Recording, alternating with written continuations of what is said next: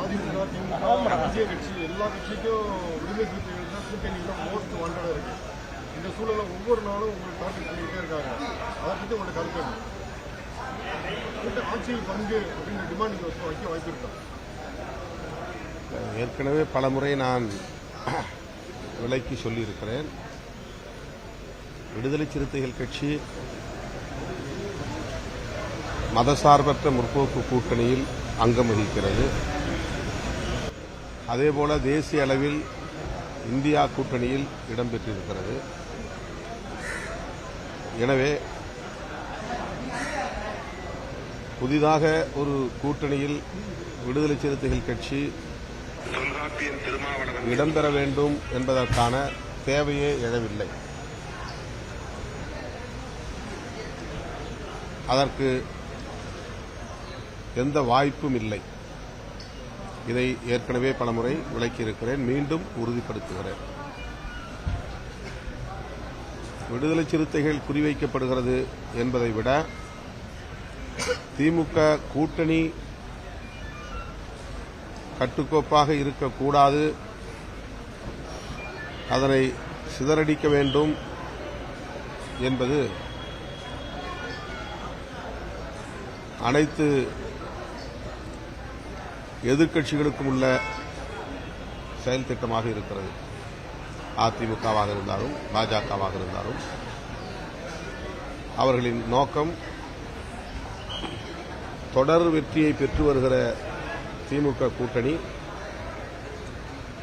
வருகிற சட்டப்பேரவை தேர்தலிலும் வெற்றி பெற்றுவிடக்கூடாது,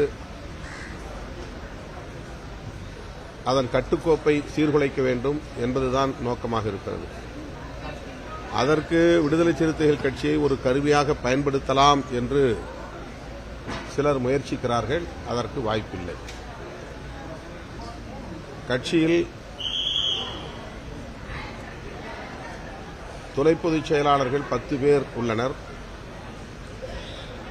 அதில் ஒருவர் ஆதவ் அர்ஜுனா அவர்கள்.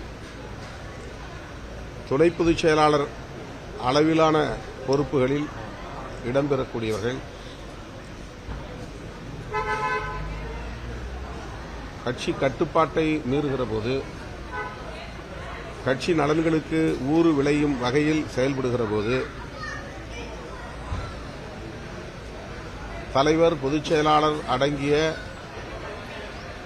உயர்நிலைக் குழுவில் விவாதித்து முடிவெடுக்க வேண்டும் என்பதை ஒரு நடைமுறையாக நாங்கள் கொண்டிருக்கிறோம். அதிலும் குறிப்பாக விடுதலை சிறுத்தைகள் கட்சியில் தலித் அல்லாதவர்கள் எந்த மட்டத்தில் பொறுப்பிலே இருந்தாலும், எந்த அடுக்கிலே பொறுப்பிலே இருந்தாலும் அவர்கள் மீது நடவடிக்கை என்று வருகிற போது தலைவர், பொதுச் செயலாளர்கள் உள்ளிட்ட உயர்நிலைக் குழுவின் கவனத்திற்கு சென்று அவர்கள் மீதான குற்றச்சாட்டுகள் எந்த அளவுக்கு முகாந்திரமானவை என்பதை உறுதிப்படுத்தி நடவடிக்கை எடுக்க வேண்டும் என்பதையும் ஒரு நடைமுறையாக கொண்டிருக்கிறோம். ஏனென்றால் தலித் அடையாளத்தோடு இந்த இயக்கம் அரசியல் களத்தில் அடியெடுத்து வைத்தது. இது முழுமையான ஒரு அரசியல் கட்சியாக மாற வேண்டும் என்பதற்கு வேளச்சேரி தீர்மானம் என்பதை நாங்கள் 2007 நிறைவேற்றினோம். தலித் அல்லாத ஜனநாயக சக்திகள் இந்த கட்சியில் அதிகார மையங்களுக்கு வர வேண்டும், பொறுப்புகளை ஏற்க வேண்டும் என்பதுதான் அந்த தீர்மானம். அப்படி வருகிற போது அவர்களுக்கான பாதுகாப்பை உறுதிப்படுத்த வேண்டியது தலைவருடைய கடமை. அந்த பொறுப்பிலே அவர்கள் தொடர்ந்து செயல்படுவதற்கான பாதுகாப்பை உறுதிப்படுத்துவது. ஆகவேதான் ஆதவ் அர்ஜுன் அவர்களுடைய அண்மைக்கால செயற்பாடுகள் கட்சி நலன்களுக்கு எதிராக இருக்கிறது என்பதை கட்சி தோழர்கள், முன்னணி தோழர்கள் உணர்ந்திருக்கிறார்கள். அதை தலைமையின் கவனத்திற்கு கொண்டு வந்திருக்கிறார்கள். நேற்று பொதுச் செயலாளர் உள்ளிட்ட முன்னணி தோழர்களோடு கலந்து பேசியிருக்கிறோம். அது தொடர்பான முடிவை விரைவில் அறிவிப்போம். அம்பேத்கர் நூல் வெளியீட்டு அம்பேத்கர் முக்கியமா கூட்டணி கட்சி முக்கியமாக பார்க்கும்போது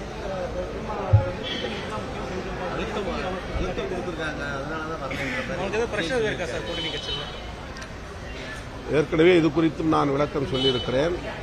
அப்படி ஒரு சூழல் எதுவும் இல்லை. அழுத்தம் கொடுத்து அதற்கு இணங்கும் நிலையிலும் நான் இல்லை. அப்படி அழுத்தத்திற்கு நான் இணங்குவதாக இருந்திருந்தால் ஆதவ் அர்ஜுன் அவர்களின் அழைப்புக்கு இணங்கி நான் அந்த நிகழ்விலே பங்கேற்றிருக்க வேண்டும். அல்லது திமுக அழுத்தம் கொடுத்திருக்கிறது என்று சொன்னால் ஆரம்பத்திலேயே இதை நான் வெளிப்படையாக அதில் பங்கேற்க மாட்டேன் என்று அறிவித்திருக்க வேண்டும். அப்படி யாரும் எந்த அழுத்தமும் எம் முனையிலிருந்தும் எனக்கு தரவில்லை. அது வெறும் யூகங்களாக சமூக ஊடகங்களில் பேசப்படுகின்றன. நான் சுதந்திரமாக எடுத்த முடிவு. 6ஆம் தேதி காலையில்தான் இந்த அறிக்கையை நான் வெளியிட்டேன் என்றாலும் விக்கிரவாண்டி மாநாட்டுக்கு பிறகு விஜய் அவர்கள் திராவிட முன்னேற்றக் கழகத்தையும் திராவிட முன்னேற்றக் கழக அரசையும் தன்னுடைய முதன்மையான எதிரிகள் என்று வெளிப்படையாக அறிவித்துள்ள நிலையில் அவரும் நானும் அரசியல் பேசாமல் அந்த நூல் வெளியீட்டு விழாவிலே ஒருங்கிணைந்து நின்றாலும் கூட சுற்றி இருப்பவர்கள் அதை அரசியலாக்குவார்கள். இதற்கென்று பல பேர் காத்து கிடக்கிறார்கள். ஆகவே அவர்களுக்கு தீனி போட நான் விரும்பவில்லை. விஜய் அவர்கள் மீது எனக்கு எந்த சங்கடமும் இல்லை. அவரோடு நிற்பதில் எனக்கு எந்த சங்கடமும் இல்லை. அம்பேத்கர் நூல் வெளியீட்டு விழாவில் பங்கேற்பதிலும் எனக்கு மகிழ்ச்சிதான். ஆனாலும் நானும் அவரும் ஒரே மேடையில் நின்றால் அதை வைத்து இங்கே அரசியல் சூதாட்டம் ஆட விரும்புகிறவர்கள் தமிழக அரசியல் களத்தில் கலைபரத்தை உருவாக்குவார்கள், குழப்பத்தை ஏற்படுத்துவார்கள். அதற்கு இடம் தர நான் விரும்பவில்லை என்பதை வெளிப்படையாக விகடன் பதிப்பகத்தாரிடம் விளக்கிச் சொல்லி பங்கேற்க இயலாத நிலையை ஏற்கனவே கூறிவிட்டேன். ஆகவே நான் ஏற்கனவே கூறியது ஊடகங்களுக்கு வரவில்லை. நான் அதை வெளிப்படையாக சொல்லவில்லை. ஆனால் விகடன் பதிப்பகத்தாரிடம் விக்கிரவாண்டி மாநாடு முடிந்த அடுத்த ஓரிரு நாளில் கூறிவிட்டேன். எனக்கு எந்த அழுத்தமும் கிடையாது. சுதந்திரமாக எடுத்த முடிவு, தொலைநோக்கு பார்வையோடு எடுத்த முடிவு, தமிழக அரசியலின் எதிர்காலம் கருதி எடுத்த முடிவு, விடுதலை சிறுத்தைகள் அங்கம் வகிக்கிற கூட்டணியின் நலன் கருதி எடுத்த முடிவு, என்னை கட்டுப்படுத்தி இயக்குவதற்கு யாரும் முயற்சிக்கவில்லை. அதற்கான சூழலும் இல்லை. சார், மம்தா பானர்ஜி என்ன சொல்லிருக்காங்கன்னா, வாய்ப்புகள் கொடுத்தா இந்தியாவோட கூட்டணியை நான் வழிநடத்த தயார். மம்தா பானர்ஜி வாய்ப்புகள் கொடுத்தா நான் வந்து வில்லிங்கா இருக்கேன், இந்தியா அலையன்ஸ் வந்து நான் வந்து வழிநடத்த. அவங்க ஏற்கனவே இந்திய கூட்டணி தான் இருக்காங்க. இல்ல, தலைமை ஏற்று வழிநடத்த. இது வந்து அங்க கூட்டணிக்குள்ளே கொஞ்சம் இதா இருக்கு. காங்கிரஸ் கூட்டணியில் உள்ள மூத்த தலைவர்கள் அதை முடிவு செய்வார்கள். அவங்களோட சார் இல்ல சார்,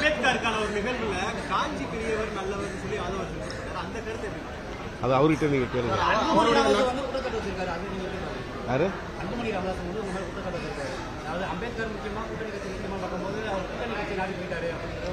அவர்களுக்கு ஏற்கனவே தரப்பட்டிருக்கிற செயல் திட்டத்தை நிறைவேற்றுகிறார்கள். அவங்களுக்குன்னு சில அஜெண்டா கொடுத்திருக்கிறாங்க. அந்த அஜெண்டா படி அவர்கள் பேசுகிறார்கள், செயல்படுகிறார்கள். மம்தா பானர்ஜி சில பேர் சப்போர்ட்டாகவும் சில பேர் அகைன்ஸ்டாக இந்தியா பிளாக்ல பேசியிருக்காங்க. உங்களோட ஆதரவு என்ன எப்படி சார் இருக்கும்? காங்கிரஸ்க்கு இருக்குமா இல்ல மம்தா பானர்ஜி நீங்க கொடுப்பீங்க தலைமை? இல்ல, காங்கிரஸா மம்தா பானர்ஜியான்னு அப்படிலாம் எந்த விவாதமும் போகல. மம்தா பானர்ஜி ஒரு நாடறிந்த தலைவர், ஆற்றல் மிக்க தலைவர். அதில் யாருக்கும் மாற்று கருத்தில்லை. அவரை போன்றவர்கள் இந்தியா கூட்டணியிலே முன்னணியில் இருந்து வழிநடத்த வேண்டிய தேவை இருக்கிறது என்பதை காங்கிரசும் உணர்ந்திருக்கிறது. காங்கிரஸ் உணர்ந்திருந்தால்தான் மம்தா பானர்ஜி அவர்களோடு தொடர்ந்து பல கூட்டங்களில் அவர்கள் கலந்தாய்வு செய்தார்கள். எதுவாக இருந்தாலும் மூத்த தலைவர்கள், இதில் உள்ள பெரிய கட்சிகள், மூத்த தலைவர்கள் முடிவு செய்வார்கள். அந்த புத்தக வெளியீட்டு விழாவில் அம்பேத்கர் நூல் வெளியீட்டு விழா, ஆனால் வந்து அந்த அம்பேத்கர் நூலில் என்ன இருக்குன்னு பற்றி எதுவுமே பேசாம ஒரு அரசியல் நிகழ்வாகவே மாத்திட்டாங்களே, அதை பத்தி ஒரு கருத்து என்ன? பொதுவாக நூல் வெளியீட்டு விழால வந்து அந்த நூலை படிச்சுட்டு வந்து சொல்லணும், அதை விஜயும் சொல்லலை, யாருமே வந்து கருத்து என்ன சொல்றாங்க? விஜய் பேச்சில் வந்து அந்த நூலை பற்றி பேசினாரு.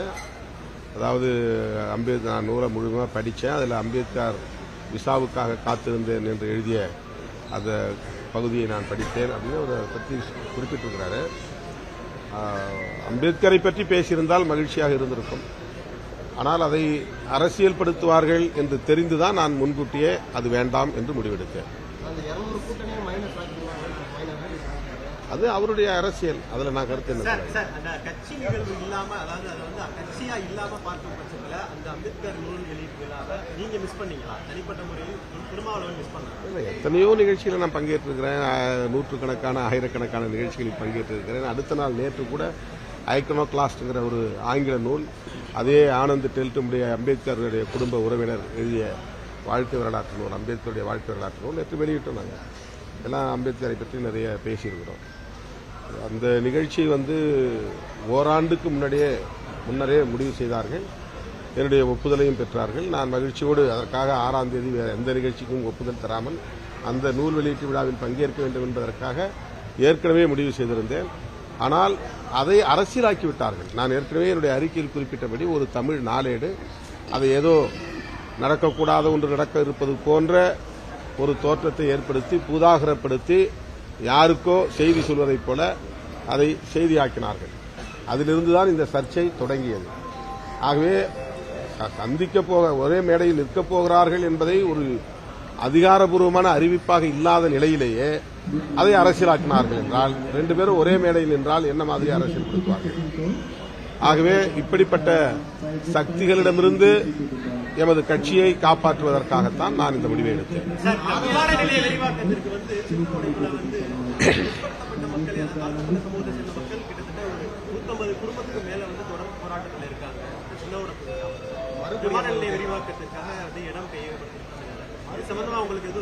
ஏற்கனவே மக்கள் போராட்டத்தில் இருக்கிற போதே என்னிடம் தொடர்பு கொண்டார்கள். அதை பற்றி பேசினார்கள். ஒரு அரசு கூட கேட்கிறாங்க. நான் வந்து அரசு அதிகாரிகளிடம், உயர் அதிகாரியிடம் அதை பற்றி பேசியிருக்கிறேன்.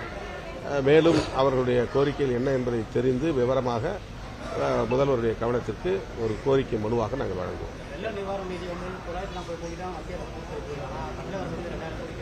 2475 கோடி ஏற்கனவே நானும் ரவிக்குமார் அவர்களும் நேராக போய் அந்த இணை அமைச்சர் நித்யானந்த ராய் அவர்களை சந்தித்து தமிழ்நாடு அரசு எவ்வளவு கோரி இருக்கிறதோ அந்த நிதியை அப்படியே நீங்கள் ஒதுக்கீடு செய்ய வேண்டும் என்று வலியுறுத்தி கடிதம் கொடுத்திருக்கிறோம். ஆனால் அவர்கள் அதை பொருட்படுத்தவில்லை. வழக்கம் போல எங்களுக்கு பதில் என்ன சொன்னார் என்றால், மாநில அரசிடமே நிறைய நிதி இருக்கிறது, அதை பயன்படுத்துங்கள் என்று பதில் சொன்னார். ஆதவர்கள் நட்பு வந்து விஜய் போதும்.